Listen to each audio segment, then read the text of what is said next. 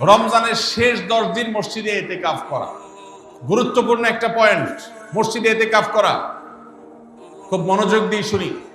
রাসূল করিম সাল্লাল্লাহু আলাইহি সাল্লাম রমজানের রোজা ফরজ হওয়ার পর থেকে নিয়ে তার মৃত্যু পর্যন্ত একটি বছরের জন্য রমজানের শেষ দশক মসজিদে ইতিকাফ করা ছাড়া ছিলেন না।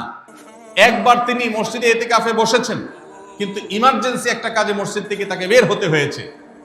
এই জন্য তিনি পরের বছর 20 দিন ইতিকাফ করেছেন। 10 দিন হলো ওই বছরের, আর 10 দিন হলো আগের বছরে যে ইতিকাফ ভেঙে ফেলেছেন সেটার ইতিকাফের কাজা। তার মানে হলো নবীজির জীবনে কখনো ইতিকাফ 1 বছর একটা রমজান মাসেও ছাড়েন নাই। এত গুরুত্বপূর্ণ আমল যে রমজানের এই আমলটা তিনি কখনোই ছাড়েন নাই।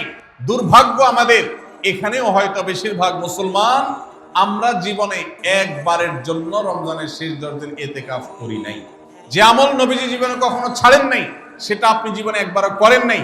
এর চাইতে বড় হতভাগা উম্মত আর কি হতে পারে?